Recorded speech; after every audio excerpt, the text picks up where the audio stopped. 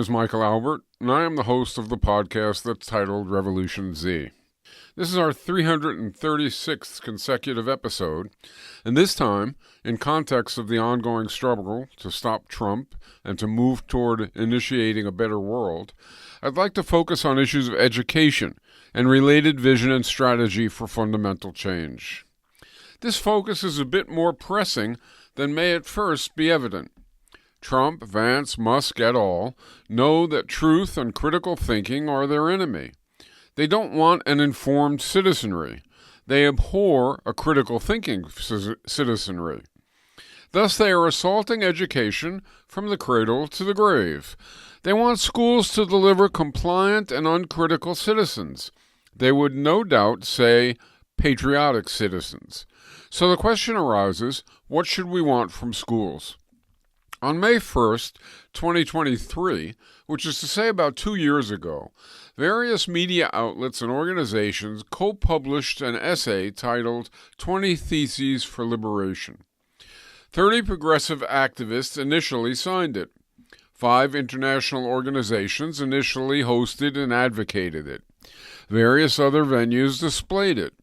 And its own page, which is still at forliberation.org, that's the number 4, the digit 4, attached to the word liberation, forliberation.org, featured all that and additional information as well, and also provided a form for those who visited it and would like to indicate support as another signer. Hundreds did so. Maybe we should revisit this effort. So, okay, let's suppose you do revisit it. And let's suppose you support the 20 Theses project based on having a strong affinity with the 20 Theses for Liberation, including having your own additions and refinements. Honestly, I suspect that would be the case if you were to go to the site forliberation.org. More, let's suppose you are a teacher, say, or a parent, or a student, and in any event, you're concerned about protecting what education we now have and also interested in fighting for positive changes regarding educational policies and practices. How might you approach that topic? What kinds of program for educational change might you arrive at? If you were to apply the 20 Theses to educational concerns as but one area that you might choose to address, what would emerge? First, I think you might assess education in the society that we now have. Next, you might think about core elements of education vision, or what you might want in a better future. Third, you might think about contingent issues due to your own particular locale, position, and possibilities. Finally, you might think about education program for the present and how you might join with others to protect students and teachers who face current attack and to also fight effectively for your broader positive aims. So let's try to do all that, albeit briefly in this single episode, and while having in the back of our minds, as well, that we could next apply the 20 Theses to health concerns, or housing concerns, or transportation concerns, voting concerns, agricultural concerns, or entertainment concerns, and so on, to arrive at broad understandings of what we now endure, of what we desire for the future, and of how we might join with others to attain the latter regarding various aspects of life. So, we know that part of education, whether today or tomorrow, is personal. It is individual. It is to convey knowledge and skills best oriented to each individual student. Graduates of educational preparation, after all, benefit from being who they desire to be. To think about education from this personal angle, you might examine the process of conveying information and skills and developing associated talents in each individual student consistent with that student's particular capacities and aspirations. You might ask, what is the best way for young men and women to learn, given what is available for them to learn, the students' talents, and the abilities and tools of their teachers? But we also know that part of education, whether today or tomorrow, is also social. Graduates of educational preparation, after all, need to function within whatever context their society provides. To think about education from this angle, you might examine the process of conveying information and skills and developing talents from the point of view of society's needs. You might ask, what is the best way for students to learn what they will need if they are to fit the roles their society makes available for them at work, in homes, in cultural communities, and in politics? This polarity between, on the one hand, fostering people's personal freedom and fulfillment, and on the other hand, shaping people to fit their society's agenda, is captured by the pedagogic revolutionary Paulo Freire when he wrote, "There is no such thing as a neutral educational process. Education either functions as an instrument which is used to facilitate the integration of the younger generation into the logic of the present system and bring about conformity to it, or it becomes the practice of freedom, the means by which men and women deal critically and creatively with their reality and discover how to participate in the transformation of their world." Freire was right about education today, but what about in a better future? Ideally, what society needs from each student would be what each student needs to fulfill their self. The roles that society offers would accord with each year's new entrants' desires to become what they consider their most worthy, capable, and fulfilled selves. In that case, a desirable society, such as that sought by the 20 Theses, would need its members to have whatever skills, insights, and aspirations they freely desire to have, and so that those would fit society's needs as well. A desirable society's roles would not place limits on individual fulfillment and development to distort it, but would foster individual fulfillment and development. In that case, education would seek to expand and fulfill each student's capacities in whatever directions each student were to choose. That would be what individuals desire, and also be what a desirable future society's roles would need and seek.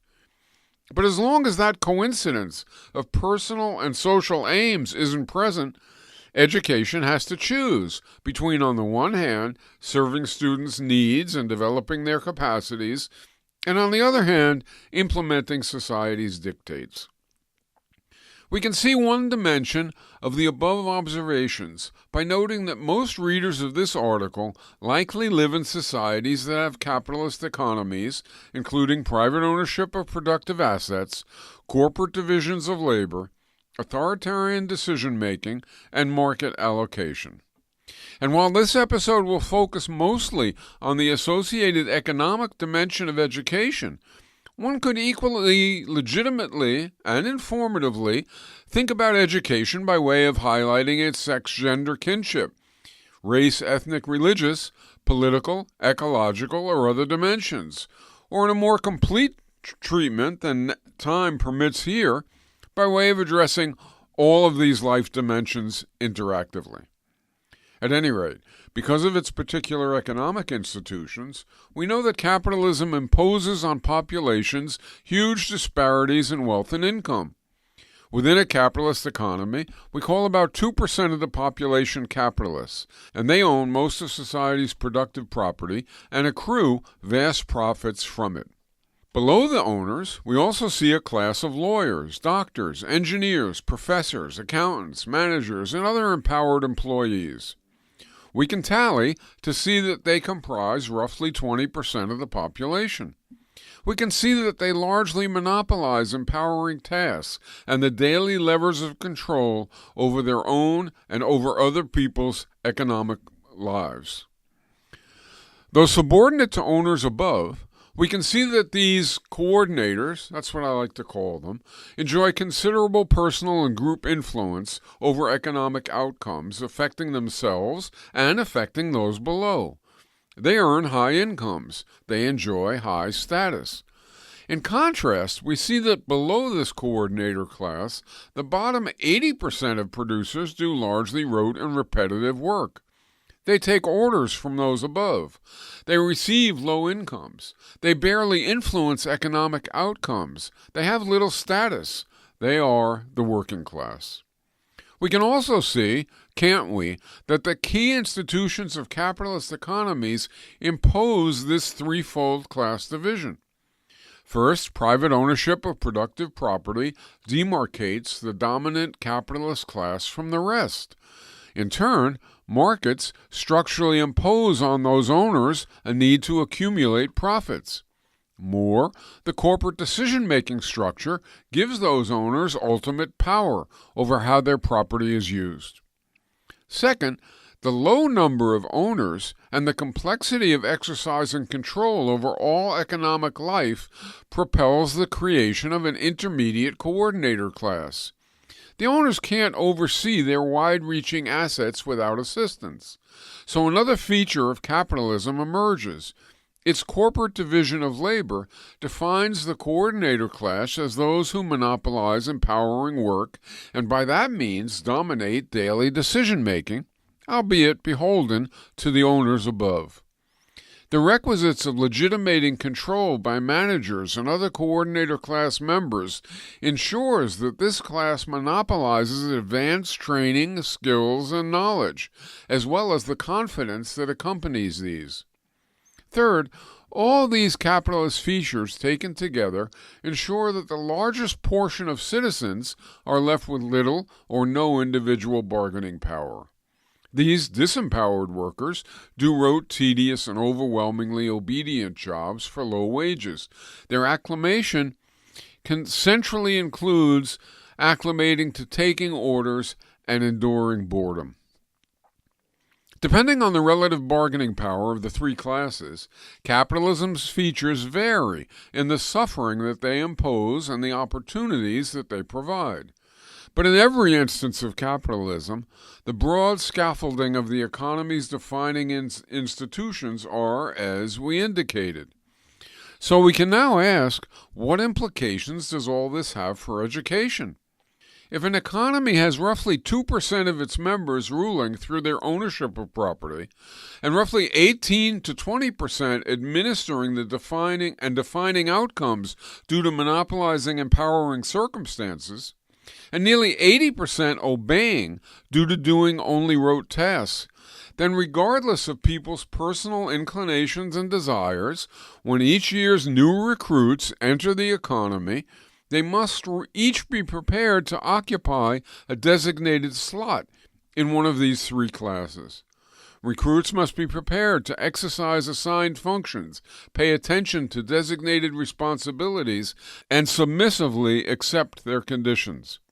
This is, at any rate, the existing society's ideal, not always smoothly attained, but institutionally sought for those who economically rule, for those who have great but less than ruling economic power, and for those who obey economic dictates. I wish to at least note, lest I give a wrong impression regarding other core features of societies, that I am not suggesting that economics alone contours education. For example, in societies in which familial sexism, community racism, and political authoritarianism bend us into hierarchies that intersect, mold, and are molded by each other, as well as by the three-class economic system, each year's new recruits entering society will need to have been schooled to occupy their designated sex, gender, race, ethnic, and political as well as class slots. Recruits must be prepared to exercise their assigned kinship, community, and political as well as economic functions and responsibilities. They must expect to enjoy the advantages, but also accept the limitations of their roles.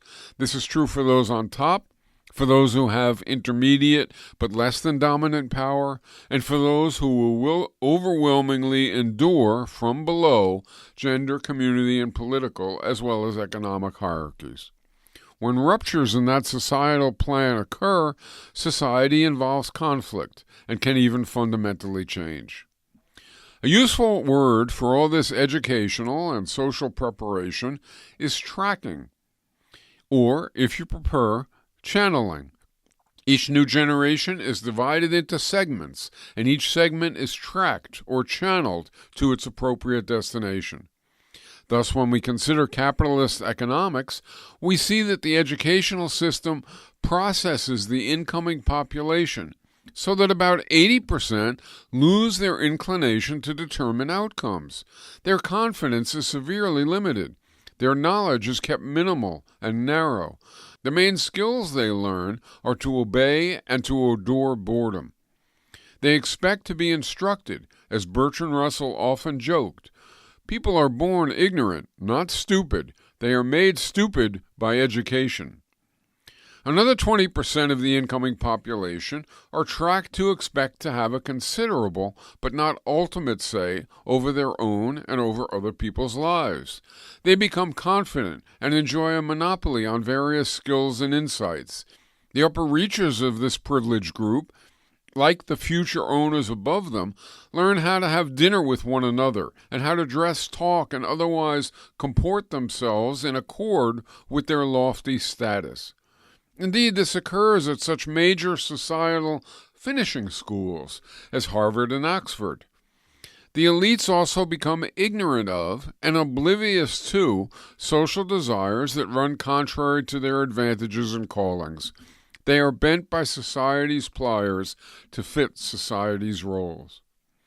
When we also consider sex, gender, racial, ethnic, and political dimensions, we see that education involves similar tracking for these domains, but now oriented to folks fitting society's sexist, racist, and authoritarian roles, whether up top or down low, so they accept their attendant benefits, responsibilities, and limitations.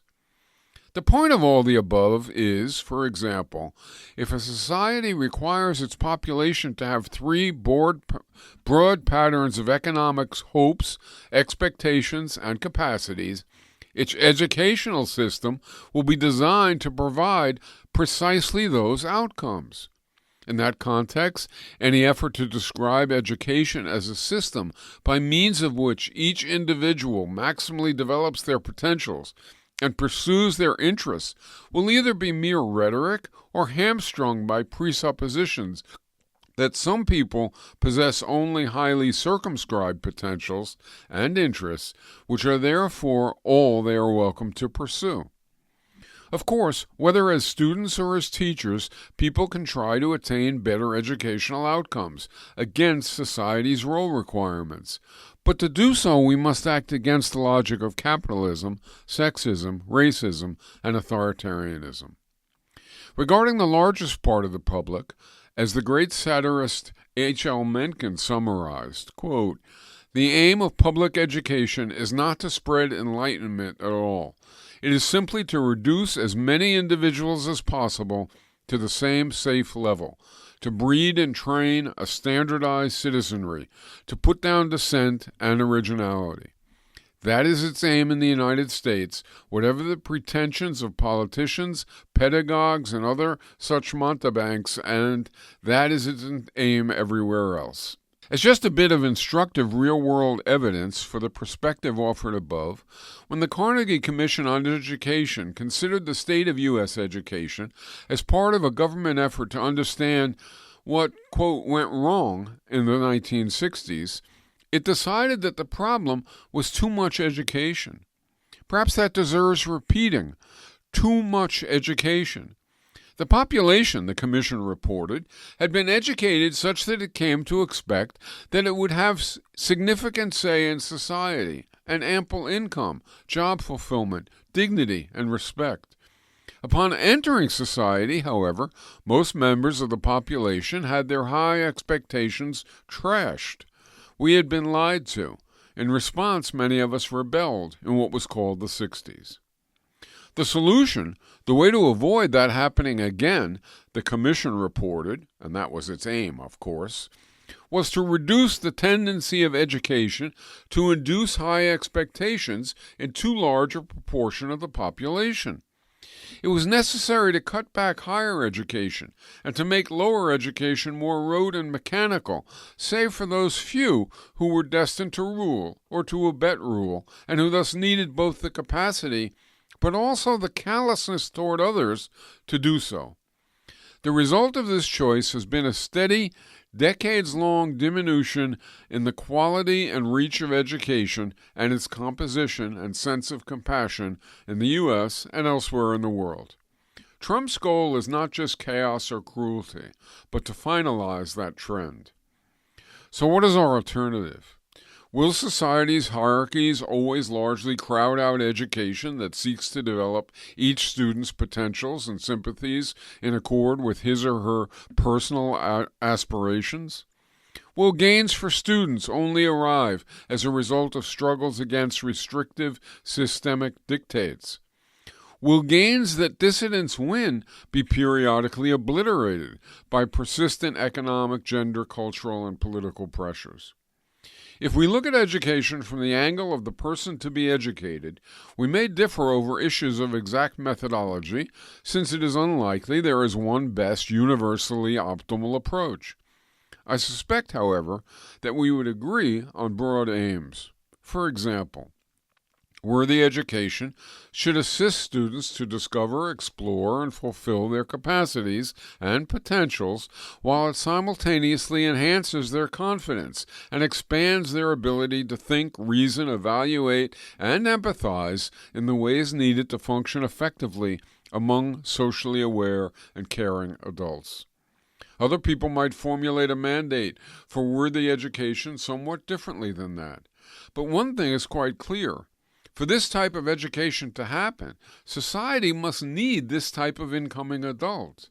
It must not want, for example, workers, women, minorities, or citizens who are obedient and passive. It must not need elite owners or coordinators, men, whites, or political elites who are callous and commanding. Worthy education would not need or want to bend and mutilate people to abide or to impose oppressive structures. Worthy education would seek to facilitate people becoming their fullest, best selves, who worthy society would then welcome and further fulfill. In other words, to be compatible with education conceived from the angle of the student, a society needs to seek from each participant the fullest utilization of their capacities and inclinations in whatever degrees and patterns the participant desires, whatever those capacities, inclinations, and desires may turn out to be. Let me repeat. To be compatible with education, conceived from the angle of the student, a society needs to seek from each participant the fullest utilization of their capacities and inclinations in whatever degrees and patterns the participant desires, whatever those capacities, inclinations, and desires may turn out to be. This observation pushes us to ask what kind of society would do this, because only our attaining that type of society will allow, welcome, and support our having liberatory education. Consider the economic dimension of the question. In current class-divided society, roughly 80% of us are presently taught in schools to endure boredom and take orders, because that's what capitalism needs from its working class. We watch the clock, hoping the school day will end. We get punished for disobedience. Working together is deemed cheating. Another 20%, or thereabouts, are made ambitious for themselves, as well as callous to the conditions of those below, and ignorant about their own callousness, because this is what capitalism needs from its coordinator class.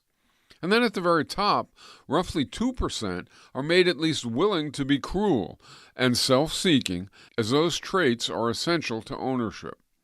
Similarly, for other dimensions in current sexist, racist, authoritarian society, women and men, members of different races, religions, ethnicities, etc., and political authorities and their subordinates all come through education prepared for their elevated or subordinate lot in life. Of course, all this isn't perfectly cut and dried. It is, however, the overall average picture.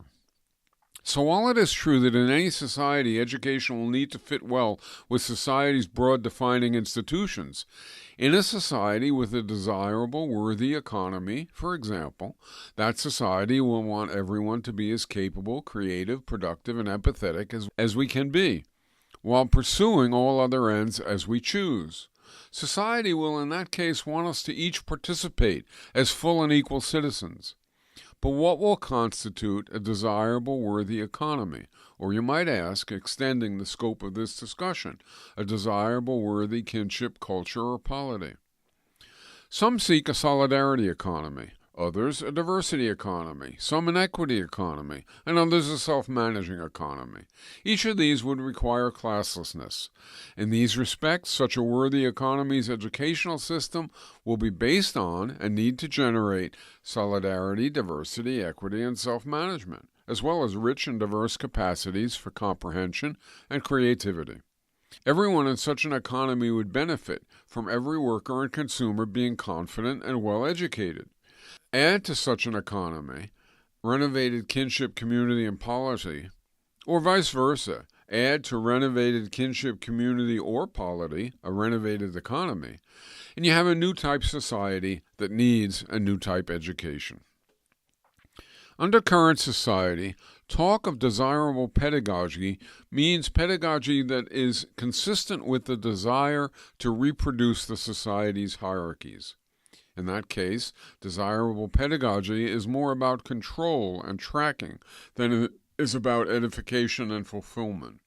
Pedagogy in current society could try to seek education and fulfillment, but that would contradict the basic needs of the current economy, kinship, culture, and polity, because it would seek to establish outcomes inconsistent with current private ownership, remuneration for property and power, corporate divisions of labor, markets, gender hierarchy, sexual norms, racial relations, and political structures.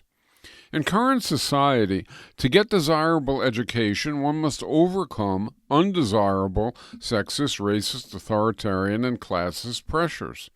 That is what we are seeing now from Trump. Recognition that fascism needs fascist upbringing and schooling, which he is trying to impose. Consider the classist pressures against seeking desirable pedagogy, not as most important, but simply as indicative of the sorts of needed changes. In current economies, good personal education is something we have to win and then perpetually defend because the underlying institutions of society are at odds with it. Good personal education in a classless economy is instead part and parcel of the logic of that system's collective economic and social life. Do these observations have implications for the actual structure and procedures of schooling and education that are implicit in the structures of a liberated economy and, for that matter, implicit in the structures of liberated kinship, culture, and polity? Surely the answer is yes.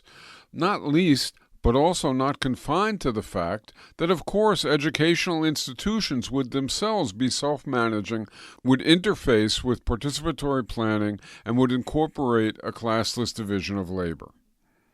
Put differently, there would not be some staff of schools and universities who only teach, others who only administer, and still others who only clean up. But the specific features of changes in how we teach, learn, and share will no doubt emerge only from the actual experience of teaching, learning, and sharing in a new society, and will no doubt also have a myriad of shapes and forms. Maybe occasionally the familiar memorization approach to learning will make some sense, but likely, much more often, an approach that emphasizes doing and interacting with those who can already do, where students learn from each other and from mentors, will make more sense. Likely lectures will still play a role, and certainly reading and collective projects will play an enlarged role. Perhaps some kind of evaluative grading will be sensible. Without doubt, however, there will be standards. If we consider economics, kinship, community, and politics, a good economy would certainly not have people who are poorly equipped to undertake tasks they wind up doing, whether it be to fly passenger planes, compose music, build houses, drive trucks, or conduct cancer research. or whether it be to parent, engage with different cultural communities, or participate in lawmaking and collective political projects, and much more, of course. How much education will people get? How many years? What will be the balance between generalist preparation to be a full citizen and specialized training in a field of major pursuit or in broader life requirements? To what degree will resources go to raising the comprehension and capacity of less able students as compared to advancing more able students pursuing cutting-edge intellectual insights? To what degree will resources go to expand people's comprehension and capacities as compared to advance other social ends? These choices and countless others are not a matter of a priori determination. They are what free people, in context of free institutions, will decide for themselves in a better future. The point here is that save for a minority, and in various respects, even for them, current society annihilates aspirations for worthy education. In contrast, a desirable society would actualize the educational aspirations of all its members. It would simultaneously seek to prepare each new generation for roles that exist in society and also for their own personal development and fulfillment as they desire it, precisely because the former requires and aids the latter, and the latter requires and aids the former. Curricula would be chosen, adapted, and evolve in accord. So too for methods of interaction. All involved would, as with all sides of life, participate in a self-managing manner. But that's in a better future. From our current positions and circumstances in current society, how can teachers, students, and others in education institutions, and citizens at large, move education toward where it needs to ultimately arrive? In other words, what now? What might sensibly occur to win educational gains today that would lead toward a better tomorrow? And how might such steps occur? Consider pre-college public school education, or a college campus. What might people do to improve education today and to simultaneously move toward the kind of liberated education noted above for tomorrow? For every educational venue, there are some educators, some others who work to make the venue viable, many others who participate to learn, as well as a surrounding population. Given the above observations about education now and in a better future, what demands or campaigns might activists today usefully pursue? Consider a college. What are some kinds of change won by what kinds of movements that might not only improve current relations and outcomes, but also foster desires and organizations eager and prepared to win yet more? Of course, what makes sense at any one campus will depend greatly on conditions and available means there. What to demand for any campus is contextual and contingent. But we know that young faculty and graduate students are currently organizing around the country for better conditions and wages. What might be added? How about getting a growing role in decision-making to move toward making each whole campus self-managed by all its participants, support staff, faculty, grad students, and students? How about a say over curriculum and teaching methods to ensure that all who participate wind up sufficiently empowered, knowledgeable, skilled, and compassionate to partake effectively of their rightful share of immediate decision-making? And when they pursue roles in society, to have attitudes and capacities to function well and cooperatively there as well. How about establishment of worker-student councils, via which all participants in educational institutions can exercise influence and through which all their aims can be sought? How about changes in roles and responsibilities that move toward a new universally empowering division of labor so that all decisions are well informed? How about an approach to wages that moves toward fair compensation and responsibility for all participants based on effort and sacrifice expended, not on bargaining power or even output? How about new or refined allocation of tasks and responsibilities, and of content of daily life arrangements, and of curriculum, plus means of pedagogy sought by the worker-student councils to counter existing racist, sexist, and classist behavior patterns and assumptions. And what about the relation of the campus to the surrounding community and society? What might be added in that regard? Again, context and means will inform detailed program, but the aid will presumably be for a college or university to be a good citizen regarding the impact of its use of land and resources on surrounding communities, and regarding appropriate use of its athletic, cultural, scientific, and educational assets, including their use by neighbors when not used by those indirectly involved. Consider next a public primary or secondary school. What are some kinds of change won by what kinds of movements that might not only improve their current relations and outcomes, but also foster desires in organizations eager and prepared to win yet more? In many respects, this is not only the same question as for a higher education institution, it will also be essentially the same answers, though again, details will differ at different schools and have different assets and conditions. We know that many teachers and students are currently organizing widely for better conditions and wages. What might be added?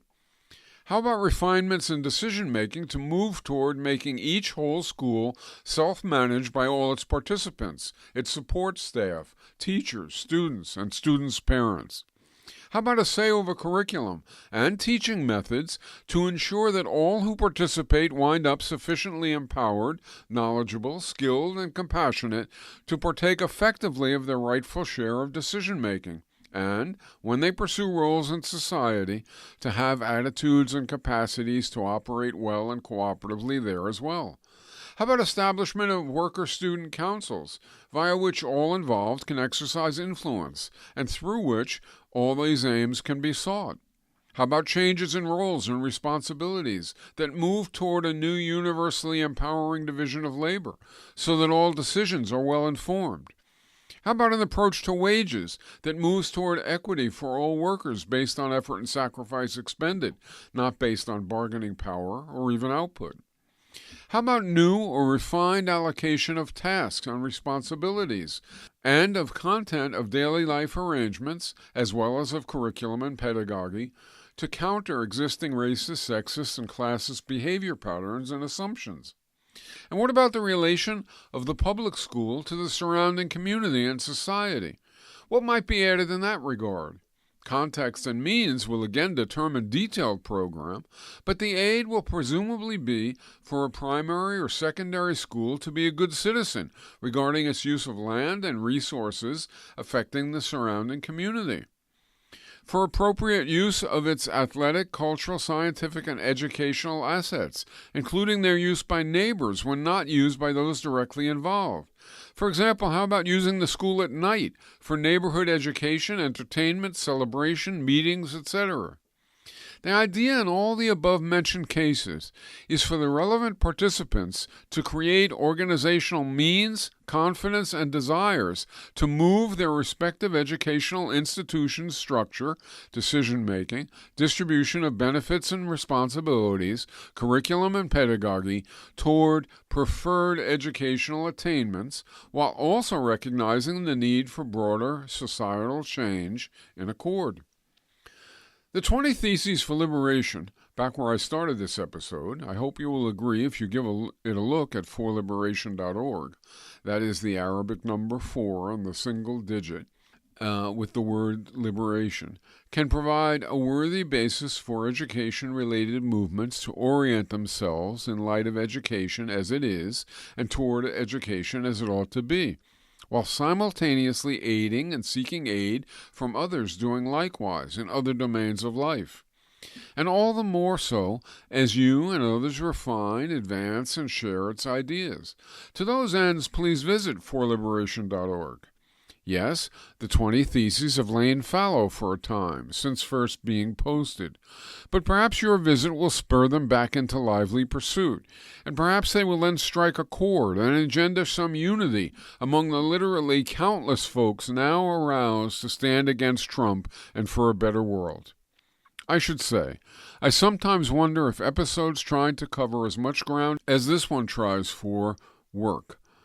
As people rush hither and yon, do you have time to focus, even to listen and perhaps re-listen? Mostly, do you have time and disposition not only to listen and evaluate, but then to converse, debate, and otherwise to enlarge upon or reject or pursue points raised or other points that you arrive at? I really don't know. I really wonder. And that said, this is Michael Albert signing off until next time for Revolution Z.